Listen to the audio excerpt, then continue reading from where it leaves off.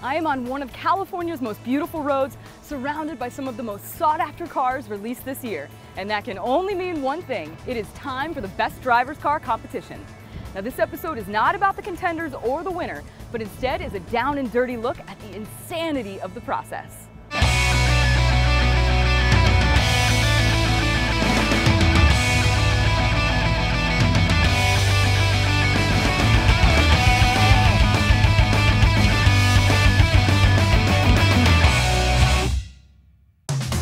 If you've watched our competition in years past, you know that we spend more than a week with the contenders and put each car through a battery of tests to determine which one is the best to drive. And it all starts here, on Route 198 in San Luis Obispo County. With the help of the officers from the California Highway Patrol, we run these cars up and down a 3 to 4 mile stretch to see how they behave on real roads. We put these cars through their paces from sunup till sundown, and some of them take quite a beating. Give me some dirt for the viewers here. There's nothing. The cars are amazing. I've seen on every run-up in almost every car except for like the Focus, even the Cayman. Yeah. I'm seeing 100 miles an hour 3 or 4 times up the hill. Yeah. I'm shocked how great everything is. All right, Scott, I want to know about everything that's gone wrong. What are all the snafus we've encountered? It's been surprising, not that many. The Viper, we have noticed that we've started to melt some of the paint and some of the glue has come undone. This is also one of the cars that's really low riding, and so we bottomed out a couple of times. The really long front end, you'll get a lot of displacement between where the driver is and where the front end is. Yeah. It's a beast. Right, it can really take it, or not. We need drivers in the lanes, guys. It's been abused. I have to get to work. All right, get to work. All right, this is the part where everybody lines up and then we send them off. We leave 30 to 40 seconds in between. All right, 911, you can go. Why don't you tell me about your photo objective? We have 4 shooters on site, including myself. What they told me today, though, is the drivers are going so fast that it's been very hard to get focused with some of the cameras, so they're having to up their shutter speeds quite a bit. Brian keeps an eye on everything and keeps it going like clockwork. Isn't that right, Brian? That's right. And BMW M6, go. All right, Mercedes time. You want sport or super sport? Super sport. Or manual? Super sport. Super sport. All right. Come on, there it is. Timid launch there. Took a while to get going. I know. Wow, but see, now we're going 100. Yeah. It doesn't feel like it. It feels so much slower. So smooth. Like a Mercedes on the interstate, right? You're going 90, you don't even know it until the officer pulls you over. I know. Excuse me, do you know how fast you're going? No, I have no idea. Wow, this thing is tight. Yeah. Not much roll. Very well mannered. Rockin'. I love this corner. Kind of tight. Uphill. Catches you. Woohoo! See, I'm learning. I'm telling you, Randy, when I was at the track at Daytona, all your words were going through my head. I really feel like I'm beginning to, like it's wow, try to focus on your driving, Jess. Okay, I know. I can't help it. I get excited and I start talking. Transition with a bump. Oh yeah. I think. Yeah, that was pretty smooth though. Big over that. Bumps, but they're not moving the car around a lot. No, it's very, very composed. Seems quiet and smooth, I'll tell you that. Mercedes AMG 63 wagon, love it. Yep. There's a nice S-curve for transitions. Though I haven't met too many AMGs that I don't like. You know, I'm quite a fan. They always have a lot of engine, I'll tell you that. Yeah. I think they're getting better. They are. They absolutely are. That SLS, oh, man. All right, the road testing portion is finally done. It's about 6 p.m. We've all been up since 5 a.m. or earlier, and we are exhausted. But unfortunately for us, today was the easy part. Testing the next couple days at Mazda Raceway Laguna Seca, that's the challenging part. Welcome to the first of 2 track days here at Mazda Raceway Laguna Seca. We were up very late, nobody got more than about 4 hours of sleep, and there is not a caffeinated beverage strong enough to morph us into morning people. But when that first engine starts, we'll all wake up. I think today is Thursday, but I'm not sure anymore. Yeah, while he's running, knowing that he's not going to go. But that doesn't matter because we have some cool cars. Look at that thing. It's a black series. So they put black pieces on it. I think that's where they got the name from. We are weighing. We're getting ready to weigh cars. So he scales up the calibers.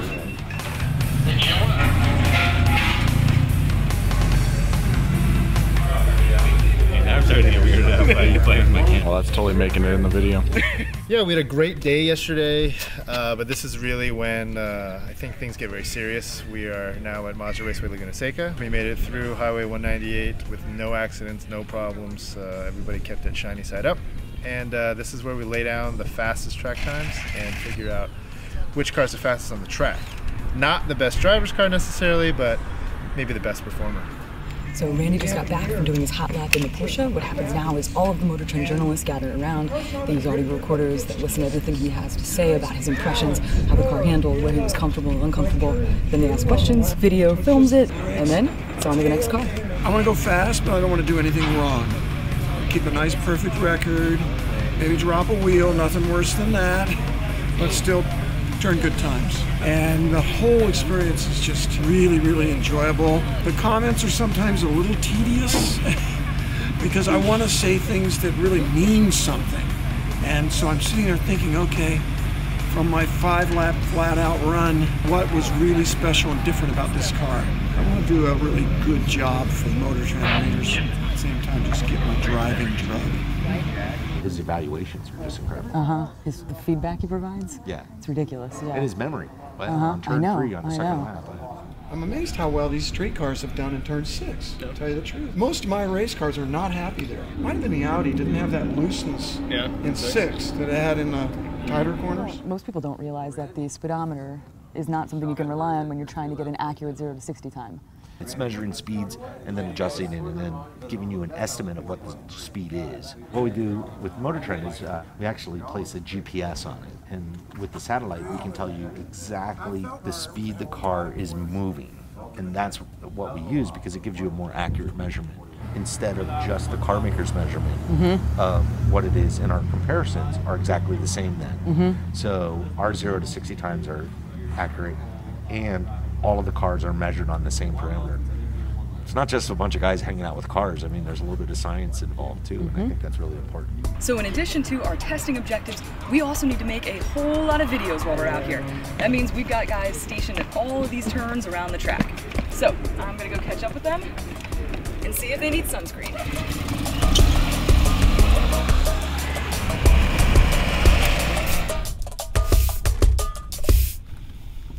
All right, so I'm here with Corey, who's one of our shooters, and you were on corkscrew duty today. Yep, 3rd year in a row. Yeah? So how do you approach this? Usually I'll try to cover from top to bottom, just to kind of cover all the bases. And so how challenging is it to shoot this turn? The most challenging part is like the elevation change. I mean, as you can kind of see here, it disappears, so there's only so many ways you can get a full run of it. This is the fun part where I listen for a sound, and then I press record. There's a little rumble strip that he hits, and then I press record. Yeah, I mean, as you see now, there's like tons of time in between runs because there's a lot of equipment that needs to get changed out from car to car, so like a lot of downtime.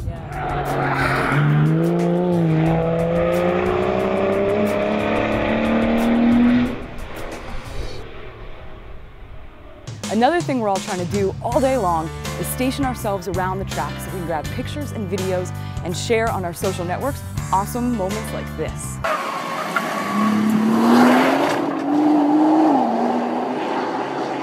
Starburst are a very versatile candy.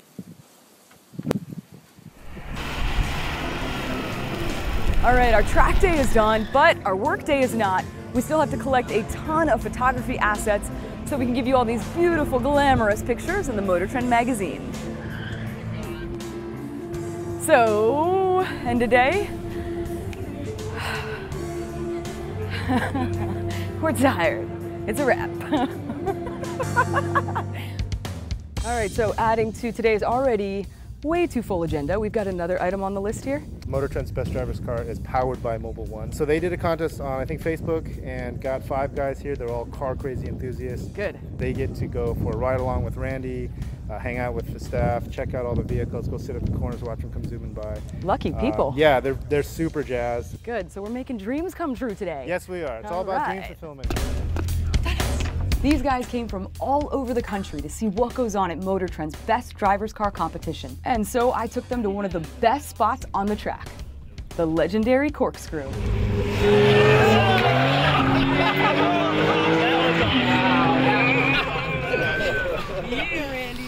He's so great to take hot laps with. I've driven with like a bunch of race car drivers, and he's just awesome. He will just spit out information endlessly, and it just tells you exactly what's happening, and he'll say such really like detailed and intricate things. Like if we, you know, if the spring was just a little bit stiffer, we could go into second here, and like he's very, he's just so in tune.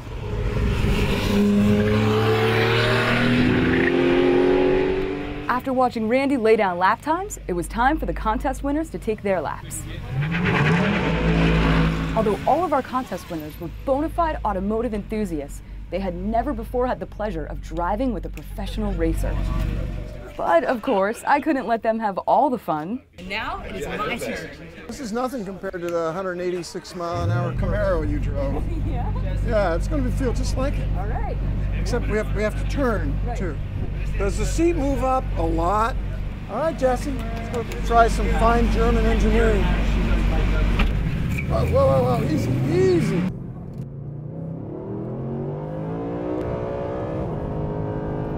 Woo! Where's that corner? Down, boys, sit.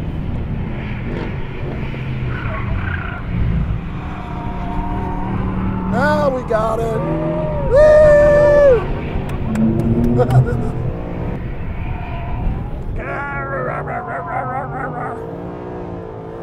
I got the rears pretty hot. But even when the car's loose, you just apex a little later, drive it a little straighter off the corner. There you go. Turn 6. Car doesn't like that bump much. And up the hill. Corkscrew. Fabulous engine.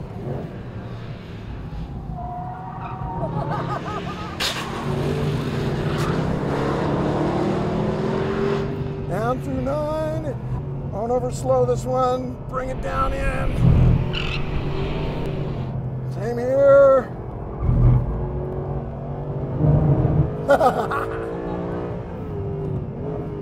It's a honking beastie car, isn't it? Yes. It's sudden. You notice when it goes, it's like boom. Yeah. But if I can get it loose on the entry, then we can just hang it. We're alive! That was the perfect end to a perfect day. You ready to go do some rally now? Yes, I am ready. We'll talk to AMG about one of these.